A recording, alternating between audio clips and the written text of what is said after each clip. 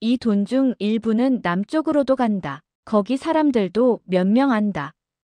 2018년 12월 어느 날 저는 평양 39호실 복도에서 고위 간부 2명의 대화를 우연히 듣게 됐습니다. 저는 14년간 김정은의 비자금을 관리해온 금고직이었습니다. 모든 계좌, 모든 거래를 알고 있다고 자부했습니다. 하지만 남쪽이라니. 그날 밤 저는 사무실에서 절대 봐선 안 될 거래 내역을 찾아냈습니다. 손이 떨렸습니다. 제가 모르는 경로로 흘러가는 거대한 돈. 저는 즉시 상부에 전화했습니다. 동무, 이 거래가. 차갑게 끊긴 목소리. 알 필요 없소. 당장 잊으시오. 전화가 끊겼습니다. 그날 저는 알았습니다. 이 진실은 반드시 세상에 알려야 한다는 것을. 구독과 좋아요를 눌러주세요. 제가 목숨 걸고 가져온 이 이야기가 더 많은 분들께 전해지길 바랍니다. 그날 이후 저는 감시 대상이 됐고 6개월 뒤 평양 소환 명령을 받았습니다.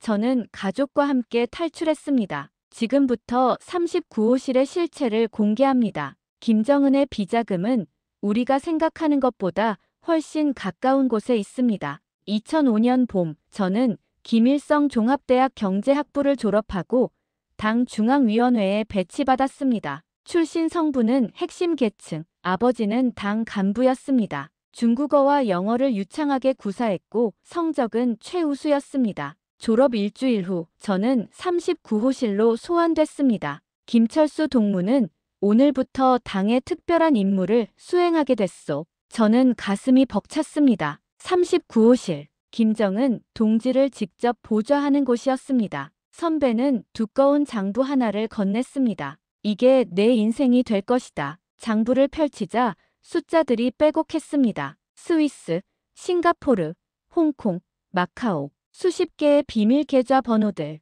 금액은 상상을 초월했습니다. 수억 달러. 내 임무는 이 돈을 관리하고 새로운 계좌를 개설하며 흔적을 남기지 않는 것이다. 선배의 목소리가 낮아졌습니다. 이 돈은 당의 돈이 아니다. 김정은 동지 개인의 돈이다. 명심하라. 3개월의 교육 후 저는 첫 해외 임무를 받았습니다. 홍콩의 한 프라이빗 뱅크에서 새 계좌를 개설하는 것이었습니다. 2005년 7월 저는 위장 신분증과 가짜 무역회사 서류를 들고 홍콩에 도착했습니다. 은행 VIP룸에서 만난 직원은 친절했습니다. 어떤 상품에 관심 있으십니까?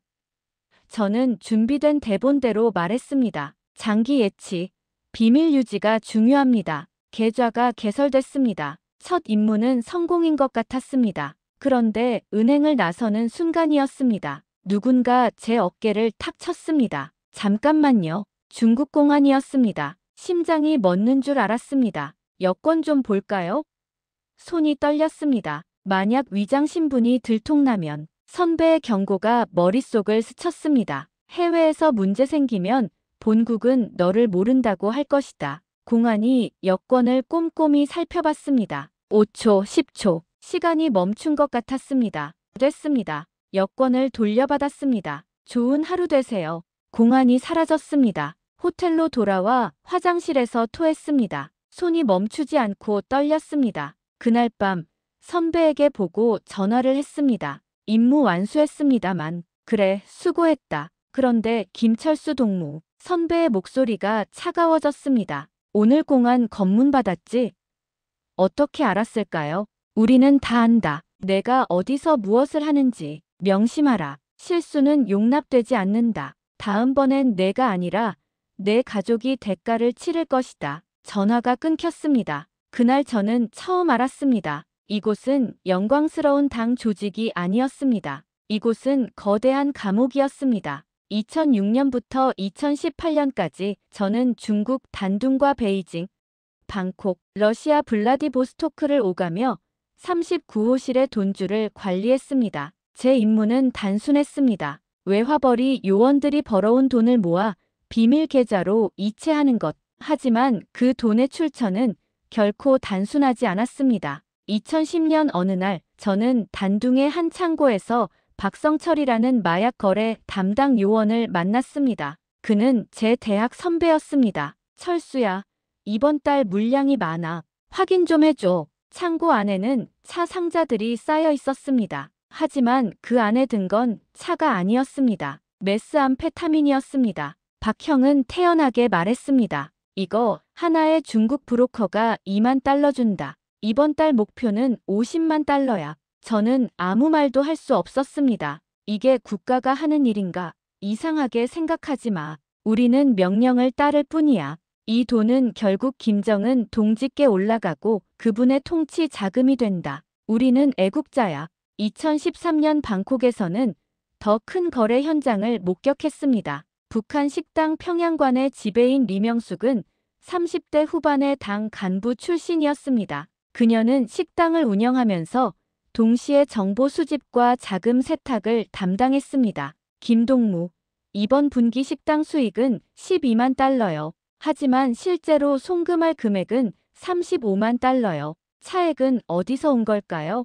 옆 건물 무역회사 명의로 들어온 돈이에요. 그쪽은 물으면 안 돼요. 저는 물었습니다. 무기 부품 거래였습니다. 소형 무기와 미사일 부품을 아프리카로 보내고 받은 돈이었습니다. 그해 9월 리명숙에게서 급한 전화가 왔습니다. 김동무, 큰일 났어요. 태국 경찰이 우리 식당 조사하고 있어요. 제 머릿속이 새하얘졌습니다. 만약 적발되면 39호실 전체 네트워크가 노출될 수 있었습니다. 장부는 다 숨겼어요. 하지만 컴퓨터에 저는 즉시 평양에 보고했습니다. 3일 뒤 리명숙은 식당을 급히 폐쇄하고 라오스로 넘어갔습니다. 태국 경찰은 빈 식당만 발견했습니다. 하지만 우리 내부에서는 의심이 시작됐습니다. 누가 정보를 흘렸나? 리명숙은 저를 의심했고 저는 평양 본부를 의심했습니다. 2015년 베이징에서는 위조 달러 거래를 담당하는 강호철 요원과 함께 일했습니다. 그는 늘 긴장 상태였습니다. 이거 들키면 우리 다 죽는다. 그가 관리하는 위조 달러는 한 달에 20만 달러 규모였습니다. 그런데 어느 날 그가 중국 공안에게 미행당하고 있다는 첩보가 들어왔습니다. 강동무, 당분간 움직이지 마시오. 본부의 명령이었습니다. 하지만 한 달 뒤 강호철은 사라졌습니다. 평양으로 소환된 건지 중국 공안에게 체포된 건지 아무도 말해주지 않았습니다. 저는 매일 두려웠습니다. 다음은 나일까? 동료를 믿을 수 없었고 본부도 믿을 수 없었습니다. 하지만 더 큰 압박이 기다리고 있었습니다. 매달 15일 저는 평양에 보고서를 제출해야 했습니다. 이번 달 목표 100만 달러, 데드라인 30일, 목표는 끝없이 올라갔습니다. 2010년 연간 500만 달러였던 할당량이 2015년에는 1200만 달러가 됐습니다. 유엔 제재가 강화될수록 목표는 더 높아졌습니다. 제재 때문에 어렵다고. 그건 변명이다. 방법을 찾아라. 본부의 답변은 늘 같았습니다. 제가 모은 돈은 홍콩과 싱가포르 계좌를 거쳐 최종적으로 스위스의 한 계좌로 들어갔습니다. 그 계좌의 주인은 김정은이었습니다. 단 한 푼도 북한 주민을 위해 쓰이지 않았습니다. 저는 매달 장부를 작성하며 생각했습니다. 이 돈이면 북한 주민 수만 명이 1년은 먹고 살 수 있는데 2017년 11월 제 대학 동기 최영수가 평양으로 소환됐습니다. 그는 러시아에서 목재 거래를 담당했습니다. 목표는 분기당 80만 달러였지만 그해 3분기 실적은 45만 달러였습니다. 러시아 제재 때문이었습니다. 최동무, 일주일 내로 평양에 들어오시오. 전보를 받은 최영수는 창백했습니다. 철수야, 나 죽는 거 아니야? 저는 위로할 말을 찾지 못했습니다. 일주일 뒤 그는 평양으로 떠났습니다. 그 후 2달간 아무 소식이 없었습니다. 2018년 1월 저는 최영수의 아내에게서 암호화된 메시지를 받았습니다. 남편은 16호 관리소로 갔습니다. 저희 가족도 곧 따라갈 것 같습니다. 아이들을 부탁합니다. 16호 관리소, 정치범 수용소였습니다. 최영수는 제 절친이었습니다. 함께 대학을 다녔고 함께 39호실에 들어왔습니다. 그가 수용소에 갇혔다는 사실이 믿기지 않았습니다. 단지 목표를 달성하지 못했다는 이유만으로. 그날 밤 저는 제 장부를 다시 펼쳤습니다. 이번 달 실적 78만 달러, 목표 100만 달러, 부족액 22만 달러, 기한 3일. 손이 떨렸습니다. 다음은 나일까? 제 아내와 아이들도 최영수 가족처럼 될까? 저는 그제야 깨달았습니다. 우리는 국가를 위해 일하는 게 아니었습니다. 우리는 김정은 한 사람을 위해 범죄를 저지르고 있었습니다. 그리고 시간은 흐르고 있었습니다. 3일, 2일, 1일. 2018년 3월, 저는 평양회의에 소집됐습니다. 39호실 전체 요원 집결이었습니다. 단상에 올라온 것은 보위부 요원이었습니다. 오늘 우리는 반역자를 처단한다. 화면에 사진 한 장이 떴습니다. 김대성. 저보다 5년 선배였고 제가 해외 업무를 처음 배울 때 직접 가르쳐준 사람이었습니다. 김대성은 외화를 횡령하고 탈출을 시도했다. 그의 죄는 사형에 해당한다. 3일 뒤 저는 강제로 처형장에 동원됐습니다. 김대성 선배가 기둥에 묶여 있었습니다. 그의 눈이 저를 보았습니다. 저는 고개를 돌렸습니다. 총성이 울렸습니다. 그의 아내와 10살 딸도 함께 끌려왔습니다. 가족도 공범이다. 저는 그날 밤 잠을 이루지 못했습니다. 일주일 뒤 보위부에서 저를 불렀습니다. 김철수 동무, 몇 가지 확인할 게 있소. 신문이었습니다. 최영수와 친했지? 예, 대학 동기였습니다. 김대성과도 가까웠나? 업무상 선후배 관계였습니다. 최근 해외에서 이상한 접촉은 없었나? 질문은 2시간 계속됐습니다. 저는 땀을 흘리며 답했습니다. 아무것도 없습니다. 그날부터 제 전화가 도청되기 시작했습니다. 통화할 때마다 잡음이 들렸습니다. 중국 출장에서는 제 뒤를 따라오는 사람이 있었습니다. 39호실 동료들도 저를 피하기 시작했습니다. 점심때 제가 다가가면 대화가 끊겼습니다. 김동무는 조심해야 한다더라. 누군가의 속삭임이 들렸습니다. 어느 날 집에 돌아오니 아내가 울고 있었습니다. 오늘 학교에서 담임이 우리 아들을 따로 불렀대요. 아버지가 무슨 일 하시냐고 물어봤대요. 제 손이 떨렸습니다. 가족까지 조사가 시작된 것이었습니다. 8살 아들은 제게 물었습니다. 아빠, 우리 다른 데로 이사 가야 해요? 저는 대답할 수 없었습니다. 더 이상 아무도 믿을 수 없었습니다. 동료들은 서로를 감시했고 가족마저도 위험했습니다. 밤마다 저는 생각했습니다. 김대성 선배처럼 총살당할까? 최영수처럼 수용소로 갈까? 아니면 조용히 사라질까? 2019년 6월 12일 오후 3시 제 사무실에 평양 본부로부터 전보 한 장이 날아왔습니다. 김철수 동무는 일주일 내 평양으로 귀환하라. 김철수 동무는 일주일 내 평양으로 귀환하라. 전보를 읽는 순간 제 손이 얼어붙었습니다. 김대성 선배도 똑같은 전보를 받았습니다. 최영수도 마찬가지였습니다. 그리고 그들은 이제 이 세상에 없었습니다. 저는 알고 있었습니다. 평양에 들어가는 순간 저는 끝입니다. 그날 밤 저는 아내에게 모든 것을 말했습니다. 여보, 우리 떠나야 해요. 지금 당장. 아내는 울었습니다. 어떡해요? 아이들은, 부모님은?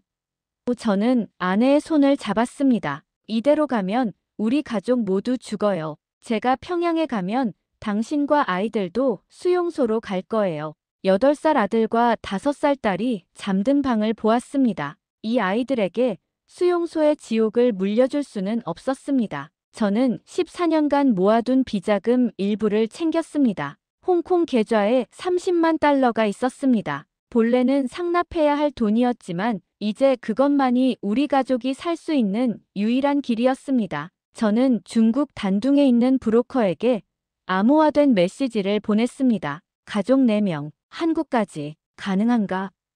답장이 왔습니다. 20만 달러, 48시간 내 단둥 도착. 하지만 위험은 상상 이상이었습니다. 39호실 요원의 탈출은 최고 기밀 유출로 간주됩니다. 추격조가 즉시 파견될 것이었습니다. 보위부는 국경마다 제 사진을 뿌릴 것입니다. 중국 공안도 협조할 것입니다. 게다가 가족을 데리고 간다. 불가능에 가까웠습니다. 아내가 물었습니다. 정말 성공할 수 있을까요? 저는 거짓말을 했습니다. 물론이에요. 하지만 속으로는 알고 있었습니다. 성공 확률은 10%도 안 된다는 것을. 저는 사무실 컴퓨터에서 모든 파일을 USB에 복사했습니다. 비밀 계좌 목록, 거래 내역, 상납 보고서. 만약 우리가 살아서 한국에 도착한다면 이것이 증거가 될 것입니다. 2019년 6월 14일 새벽 4시 저는 마지막으로 집을 돌아봤습니다. 14년을 살았던 베이징 아파트. 이제 다시는 돌아올 수 없는 곳. 아내가 잠든 아이들을 깨웠습니다. 얘들아, 조용히 해야 해. 우리 여행 가는 거야. 딸이 물었습니다. 할머니는요?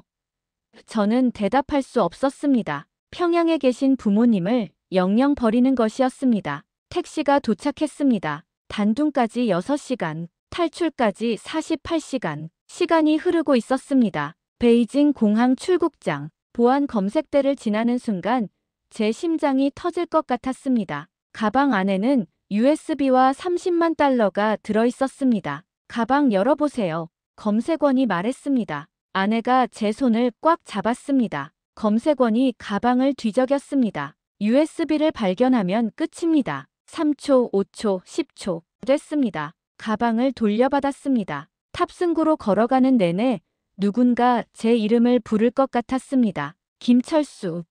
하지만 아무 일도 일어나지 않았습니다. 비행기가 이륙했습니다. 단둥에 도착한 건 저녁 7시였습니다. 브로커가 기다리고 있었습니다. 빨리 오세요. 북한 대사관 사람들이 당신을 찾고 있어요. 우리는 허름한 호텔로 이동했습니다. 그날 밤 브로커가 말했습니다. 내일 새벽 5시 출발. 중국 마이너스 라오스 국경까지 차로 이동.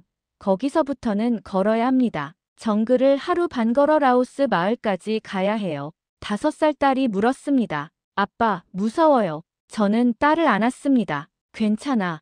아빠가 지켜줄게. 새벽 5시.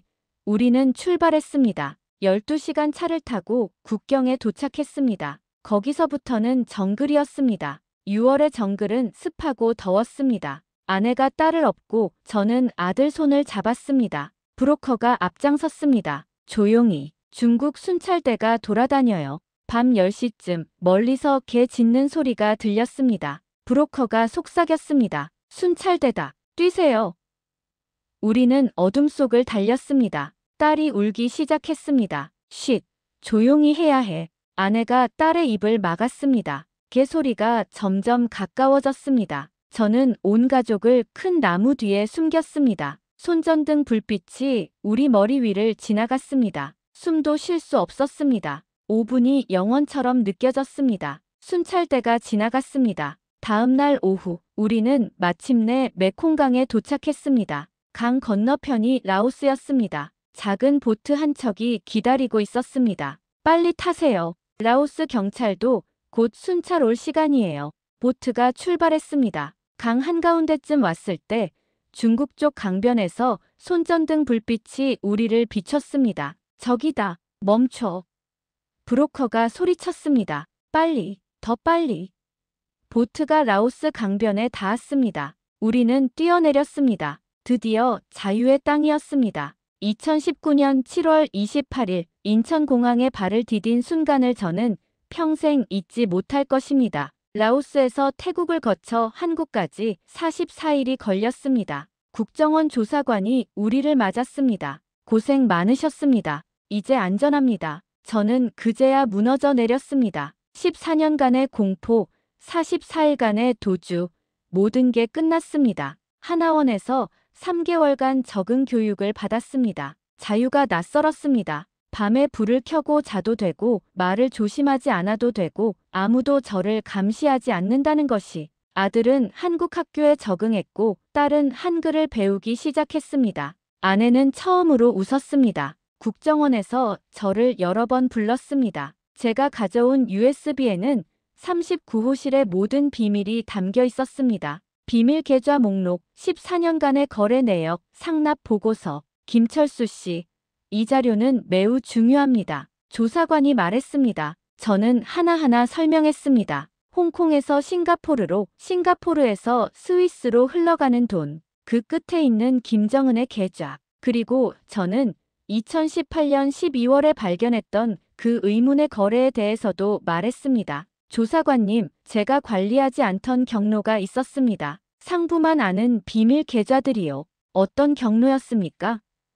정확히는 모릅니다. 하지만 자금이 의외의 방향으로 흘러가는 것을 봤습니다. 상부에 물었지만 알 필요 없다는 답만 돌아왔습니다. 조사관의 표정이 굳어졌습니다. 혹시 한국과 연결된 정황은 없었습니까? 저는 잠시 망설였습니다. 확실하게 말씀드릴 순 없습니다. 하지만 제가 본 자금 흐름과 정황상 가능성은 배제할 수 없다고 봅니다. 조사관들이 서로를 쳐다봤습니다. 구체적인 증거는 없습니다. 제가 덧붙였습니다. 다만 제 경험상 북한 비자금 네트워크는 우리가 생각하는 것보다 훨씬 가까운 곳에도 닿아 있을 수 있습니다. 지금 저는 서울에서 평범하게 살고 있습니다. 작은 회사에 다니며 가족과 함께 저녁을 먹습니다. 하지만 밤마다 생각합니다. 39호실에 남겨진 동료들, 여전히 김정은의 비자금을 모으고 있을 사람들, 그리고 그 돈이 흘러가는 곳들. 진실은 언젠가 밝혀질 것입니다. 생각보다 가까운 곳에서.